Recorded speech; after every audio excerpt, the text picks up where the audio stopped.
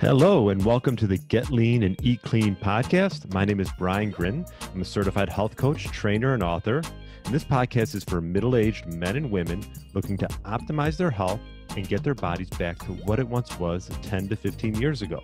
I will give you simple, actionable items to get long-term sustainable results. Thanks for listening and enjoy the show.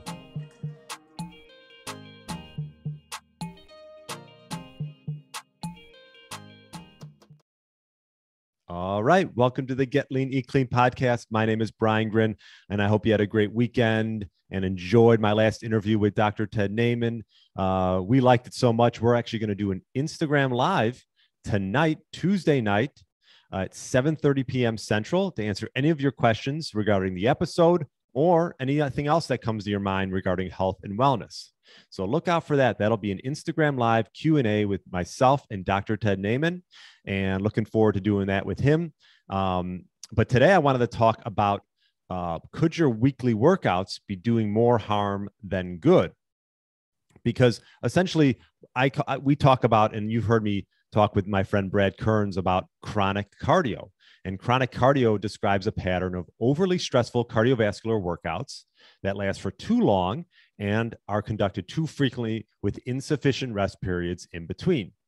So generally speaking, chronic cardio workouts can be conducted where your heart rate is too high for too long to be considered aerobic, but any exercise can become chronic. It can create excessive stress and does not allow for sufficient recovery. And so, I know there's a lot of dedicated fitness enthusiasts out there, but if you're doing chronic exercise patterns, this can actually take a toll on not only your general health, but your weight loss goals and even longevity by doing too much, too often, and ignoring sufficient rest periods. You'll find that you can actually do something that's easier, shorter, and less frequent, and can lead to fitness and health improvements much better than doing long periods of stressful activity. And I'm actually falling into this boat because I used to do long hour and a half workout sessions. But ever since the quarantine, I went to shorter, these micro workouts where I'm just, doing these, if you listen to my interview with Dr. John Jaquish, for the most part, I use the X3 bar and I'm doing it, 15, 20 minutes and I'm done. One to two sets. That's it. Time under tension is most important, especially when you're doing resistance training. And I'll talk about what would be ideal for cardio. But, a lot of people think, and you're starting to hear more and more, chronic cardio is for sure can be a waste of time because a lot of times you're going to hold on to excessive fat from that. You're actually doing more harm than good. And you can also cause excessive cortisol production. And with too much exercise stress in general, it can promote cystic inflammation. It can increase oxidative damage and also suppress immune function. So a pattern of chronic workouts can cause excessive cortisol production, can also actually take a toll potentially in body composition because you're doing what's called a high volume glycolytic exercise. That is exercise like chronic cardio that is fueled by glucose. And we want to get into fat storage. So what could happen is it could actually increase your appetite and cravings for quick burning carbs. There's some research out there that suggests that, calories burned through exercise are more than offset by increased calorie intake, a phenomenon known as caloric compensation. So I'm sure maybe you've seen this where you do an hour and a half workout, and then you just use that as an excuse to either not take the stairs or have that dessert because you did a hard hour and a half workout class at the gym. So essentially you're sort of, using your workout as an excuse. And we respond both consciously and subconsciously to a workout about being less active and eating more calories in the aftermath. So, consciously we want to reward ourselves for completing the effort by seeking more rest and relaxation options and indulging in foods we might not normally eat.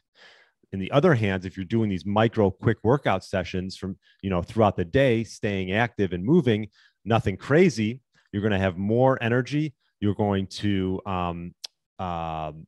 keep the body moving, not stay stagnant. And you're going to just have more sufficient rest to do other things throughout the day, as opposed to going hard for an hour and a half and then just being wiped out the rest of the day. It can also take a toll on some hormones. So chronic elevation of cortisol can suppress testosterone, growth hormone, and other adaptive hormones. And this can obviously compromise fat burning, muscle development, energy levels, immune function, and even sex drive.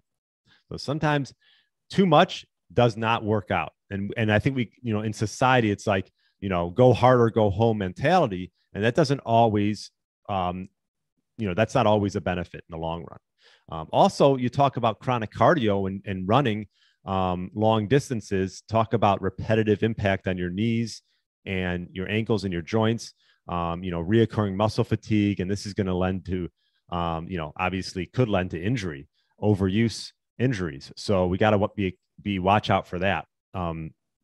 So the bottom line is it's obvious how inactivity can hasten, aging, obviously, right? We don't want to be sedentary, but it can also be argued that chronic exercise or other forms of overly stressful exercise can have a destructive and accelerated aging effect similar to that of sedentary living. So you got to find the fine line between, obviously, you don't want to be sedentary and you don't want to be overdoing it too much. So for all fitness activities, there's an optimal pattern of volume, intensity, and frequency of workouts, obviously depending on the individual, to enjoy exceptional health, delay the aging process, and minimize disease risk factors. So to counteract dangers of sedentary living, this is what I would say would be a good rule of thumb: is just move more frequently. Don't be sitting for more than, let's say 20 minutes. Avoid prolonged periods of stillness. This could just be going for a walk. This could be a 5 to 15-minute walk after meals. I love doing walks after meals. This helps regulate insulin response.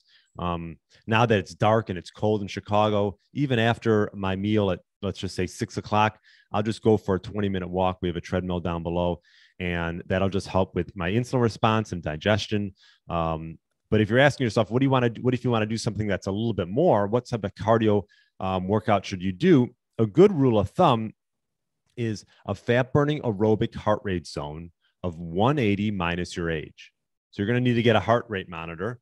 And, for me, for example, 180 minus my age, I'm 41. So right around 140 heart rate. And this low level aerobic conditioning actually can maximize fat burning during the workout and throughout the rest of the day.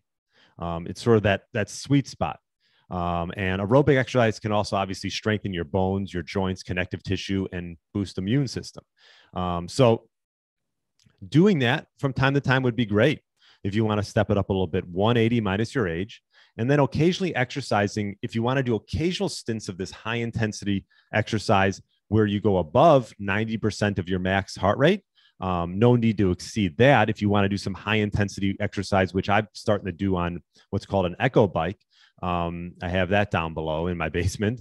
Maybe I'll post a video of myself doing that, because literally I'm doing 4 sets of 15 seconds all out sprints on the bike. And it's a heavy duty bike. Now, if you can do this through sprint workouts, I tend to do it on the bike. It's low impact and I don't need a lot of room. But this can help promote gene expression and closely mimics our primal ancestors when they would just go for these quick sprints. So these high intensity efforts, you don't need to do these 5 days a week. This could be once a week, maybe twice a week. And it can help build muscle and support enhance organ function, accelerate metabolism, as long as they are brief, relatively infrequent, and coupled with sufficient periods of rest and recovery. Okay, so you can do these high intensity exercises. You just do small stints of it, and you make sure you give yourself enough days rest in between. So the bottom line is participating in chronic cardio, prolonged exercise that it's too high intensity and conducted too often is going to elevate cortisol. So you're in this sort of fight or flight response, and it can max out your adrenal glands. It can impair immune function, suppress testosterone, encourage systematic inflammation. So I think you're getting the point. It also teaches your body to prefer burning glucose rather than fat. and increase sugar cravings and traps you in fat storage mode. So you might want to think twice about doing an hour crazy class at your gym that you're doing, or maybe like at an Orange Theory, where you can overdo it and, just increase your sugar cravings throughout the day. So I think a good rhythm of going for walks on a daily basis where, it doesn't have to be that long, and after meals would be ideal. And then occasionally, maybe once or twice a week, doing a high intensity exercise that could be inspired by, like I mentioned, a sprint workout, or on like an echo bike or something like this, where you're doing 10-15 second sprint and maybe resting for a minute 30 would be ideal. I actually did an interview with Craig Marker. If you want to listen to that, we actually, have I even posted that one yet? No, that's next. That'll be there's a good preview. Craig Marker and I talk about, he used to be a big CrossFit guy, but we talk about these micro workouts and what you can, and all the benefits that you can get from it. That'll be coming up next week. So there's a good preview for that. But if you have any questions about this or my interview with Dr. Ted Naiman, that will be live Instagram tonight at 7:30 p.m. Central. So that is all I wanted to talk about today. Just be aware of if you're having these chronic cardio sessions all throughout the week, this could be hampering your success as far as weight loss and health goals. And I just thought it would be beneficial for you to know this. So it's not all about going hard or going home. You got to find the sweet spot.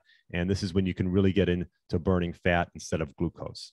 So hope you'd enjoy this one. And hopefully maybe I'll see you tonight on Instagram Live, and enjoy the rest of your day. Thanks so much for listening. Thanks for listening to the Get Lean, Eat Clean podcast. I understand there are millions of other podcasts out there, and you've chosen to listen to mine, and I appreciate that. Check out the show notes at briangrin.com for everything that was mentioned in this episode.